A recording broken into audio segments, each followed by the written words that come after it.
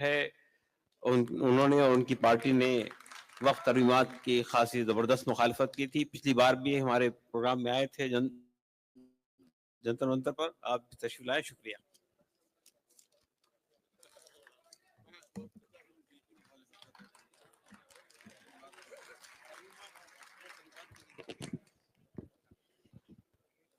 All India Muslim personal law board के सदर साहब,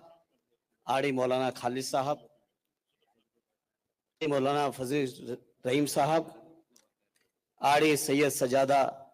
उल्ला हुसैन साहब, आदड़ी असगर इमाम मेहंदी साहब, आदड़ी कलवे सादिक साहब, आड़ी उस्मानी साहब, आदड़ी मुफ्ती अब्दुल साजिद साहब, हमारे मेंबर ऑफ पार्लियामेंट मौलाना मुल्ला साहब, ओवैसी साहब, अदीब साहब जो हम सबके बहुत सीनियर हैं, और इस जलसे में आए हुए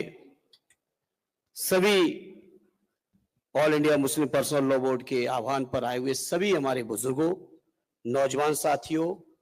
हमारी माताओं बहनों और पत्रकार साथियों, मैं आज के इस मौके पर all India Muslim personal law board के साथियों को हृदय से धन्यवाद देता हूं, आभार व्यक्त करता हूं, शुक्रिया अदा करता हूं कि उन्होंने इस जलसे को बुला के चर्चा का मौका दिया। मैं समझता हूं जिस तरीके से देश के अंदर वक्फ बिल को लेकर लगातार पूरे देश में अलग अलग तरीके से चर्चा हुई,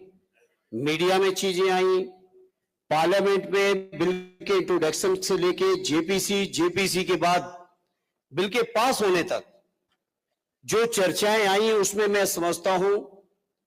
एक बात तो आम है कि भारतीय जनता पार्टी के लोग और उनकी सरकार को ये बर्दाश्त आखिर क्यों है, उन्हें बर्दाश्त क्या उन जमीनों के माध्यम से धार्मिक कृत्य हो, शिक्षा, मदरसे चला रहे हो, मस्जिदें हो और तमाम तरीके के जो चीजें हैं उनको लेकर जो मुस्लिम भाई लोग अपने तरीके से काम कर रहे हैं, ये बात भारतीय जनता पार्टी के लोगों को बर्दाश्त नहीं है। इसलिए से कहना चाहता हूं,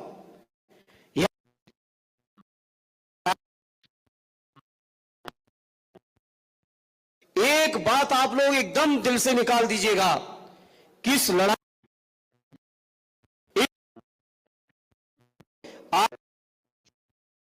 समाज का भी नहीं होता। ये जो 30, 32, 34, 35% से ज्यादा नहीं है, लेकिन है तमाम तरीके की ऐसी संस्थाएं चल रही हैं जो राजनीतिक लोगों पे दबाव बनाकर इस बिल को पास कराने में सफल हुए हैं। लेकिन आज इस मौके पर मैं आह्वान करना चाहता हूं आप सभी का,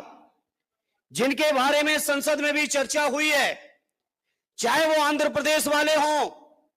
चाहे वो बिहार वाले हों, चाहे वो पश्चिमी उत्तर प्रदेश के लोग हों, चाहे वो कर्नाटक वाले हों, देवेगौड़ा साहब, नायडू साहब हो, नीतीश साहब हो, जैन साहब हो, सबके सब लोगों को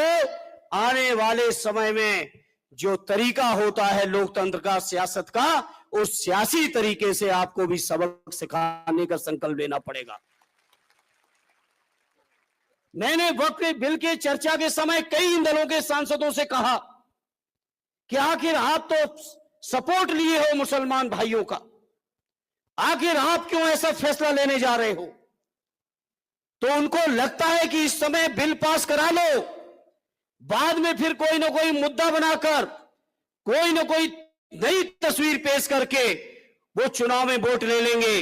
इसलिए मैं इस मौके पर आपसे कहूंगा, शुरुआत कर दीजिए, बिहार का चुनाव आने जा रहा है, बिहार के चुनाव से ही सफाई कर दीजिए, जिससे कभी ये दोबारा आपके किसी भी हक के खिलाफ लड़ाई न लड़ सके।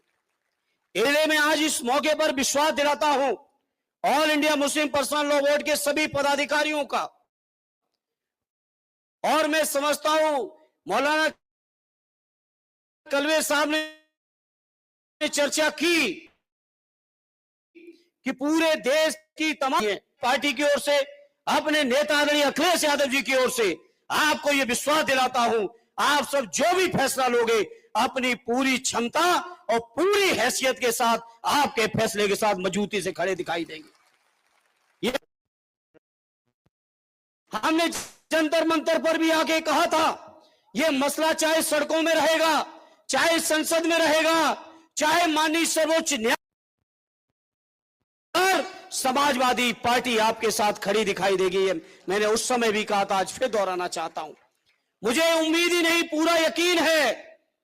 जिस तरीके से माननीय सर्वोच्च न्यायालय में बहस और चर्चा शुरू हुई है और जो बातें वहां से निकल के आ रही हैं, मुझे पूरा यकीन है कि ये बिल माननीय सर्वोच्च न्यायालय में स्टैंड नहीं करेगा। सर्वोच्च न्यायालय का फैसला हमारे हक में होगा। जहां हम ये यकीन लगाए हैं सर्वोच्च न्यायालय का फैसला हमारे हक में होगा, वहीं देखिए भारतीय जनता पार्टी को, देखिए क्या हो गया है देश के उपराष्ट्रपति महोदय तक को, केंद्रीय मंत्रियों को, सांसदों को, वो लगातार इस तरह की बातें की कि माननीय न्यायालय के मुख्य न्यायाधीश इस बात के लिए जिम्मेदार होंगे कि देश के अंदर गृह युद्ध हो जाएगा, इस स्तर तक की बातें करते हैं। तो आज में कल 2 दिन पहले एक रिपोर्ट आई है, देश के अंदर 10 अगर सबसे बड़ी हेट स्पीच किसी भी दल ने की है तो वो भारतीय जनता पार्टी और प्रधानमंत्री से लेके उनके नीचे तक के 10 लोग हैं, कोई उसमें सेकुलर आदमी है। ये सब सामने है देश के सामने, लेकिन मीडिया, सोशल मीडिया, तमाम यंत्र तंत्र षड्यंत्र करके जिस तरह से हमारे मुसलमान भाइयों को बदनाम करने का प्रयास हो रहा है, हमारे दलित सांसद के ऊपर, आरडी रामजी सुमन जी के ऊपर जिस तरह से आगरा में तलवारें लहराई गई, मैं समझता हूं यहां बैठे हुए किसी जागरूक व्यक्ति को बताने की जरूरत नहीं। साथियों, हमारे राष्ट्रीय अध्यक्ष जी के लिए कहा जाता है कि उनके ऊपर गोली से हत्या कर देंगे। इस तरह की बातें भारतीय जनता पार्टी के लोग करा रहे हैं और कोई भी कानूनी कार्रवाई नहीं हो रही है। साथियों, इसलिए आज मैं कहना चाहता हूं, मौलाना कलवे साहब ने चर्चा की लखनऊ उत्तर प्रदेश की, मैं जब ये वक्फ बिल लोकसभा से पास भी नहीं हुआ था, उससे पहले से ही तमाम मस्जिदों के सर्वे करना शुरू कर दिए गए थे। साथियों, इसलिए बीजेपी के लोग, उत्तर प्रदेश विशेषकर उत्तर प्रदेश और देश के अंदर भारतीय जनता पार्टी के लोग केवल नफरत की बुनियाद पर, इसलिए मैं इस मन से आपसे अपील करूंगा, बहुत धैर्य से काम लेने की जरूरत है, बहुत संयम से काम लेने की जरूरत है और लोकतांत्रिक तरीके से जो भी रास्ते हैं जो बाबा साहब हमें आपको देके गए, जो भी रास्ते बापू महात्मा गांधी जी हमें आपको देके गए, हमें अब आपको सबको मिलके कि मुसलमान भाइयों के साथ साथ अपने के साथ साथ अपने पिछड़े की, अपनी धर्मों के लोगों की, सभी वर्गों के लोगों के मान के भी, सम्मान के भी, स्वाभिमान के भी, हकों की भी, अधिकारों की भी, सबकी रक्षा की जिम्मेदारी हम सबकी बनती है मेरे साथियों। और मुझे यकीन है ये लड़ाई केवल हमें आपको, ये संघर्ष केवल हमें आपको वक्फ बिल तक ही नहीं करना है। वक्फ बिल तो ऊपर वाले ने चाहा तो हम लोग फिर से अपने वही अधिकार वापस लेके रहेंगे। उम्मीद है कि माननीय सर्वोच्च न्यायालय का फैसला हम सबके हक में होगा। और नहीं तो अपील करूंगा, अभी तो ताकत दी है आपने 232 की, हालांकि 240 तक जा सकते थे। कुछ साथी अनुपस्थित थे, मैं पूरे मंच को बताना चाहता हूं, कुछ साथी थे जो कोई बीमारी कारण किन्हीं कारणों से 240 तक लगभग हम लोग पहुंच सकते थे, लेकिन हमें फक्र है आदरणीय अखिलेश यादव जी को मानने जानने वाले 37 के 37 सांसदों ने बहुत मजबूती के साथ इस बिल का विरोध किया है। साथियों, इसलिए मुझे उम्मीद है आप सबकी दुआएं रहेंगी, आप सबका सहयोग रहेगा, तो वो दिन भी दूर नहीं कि जरूरत के 272 का भी आंकड़ा पार करके न केवल वक्फ अधिकारों को लेने के लिए बल्कि समाज के हर दबे कुचले, शोषित पीड़ित, जो उपेक्षित हैं, जो भारतीय जनता पार्टी से पीड़ित हैं, इन सबको न्याय मिलके करेंगे, ये मैं यकीन और विश्वास के साथ आपसे कह सकता हूं। इस शानदार मंच पर मुझे जंतर मंतर पर भी आपने बुलाया, मुझे आज भी दाल कटोरा के मंच पर आपने बोलने का मौका दिया, मैं उसके लिए अपनी ओर से शुक्रगुजार और शुक्रिया अदा करते हुए मैं आपको यकीन दिलाता हूं, आदरणीय अखिलेश यादव जी की ओर से यकीन दिलाता हूं कि आपकी हर लड़ाई में हम लोग साथ खड़े दिखाई देंगे। कभी कमजोरी हम लोगों की तरफ से आप नहीं पाए, मैं आपको यकीन दिलाता। और एक आखिरी बात कहते हुए अपनी बात को खत्म करूंगा। सदैव नेताजी माननीय मुलायम सिंह यादव जी ने जो रिश्ते कायम किए, जो संस्कार दिए हैं सेकुलरिज्म के, जो संस्कार दिए हैं देश के भाईचारे के, देश के अपनेपन के, देश के संविधान को बचाने के, उन संस्कारों पर चलते हुए माननीय अखिलेश यादव जी चट्टान की तरह आपकी ही लड़ाई को लड़ते रहेंगे, ये यकीन भरोसा दिलाते हुए अपनी बात को विराम देता हूं। जय हिंद, जय भारत, जय समाजवाद।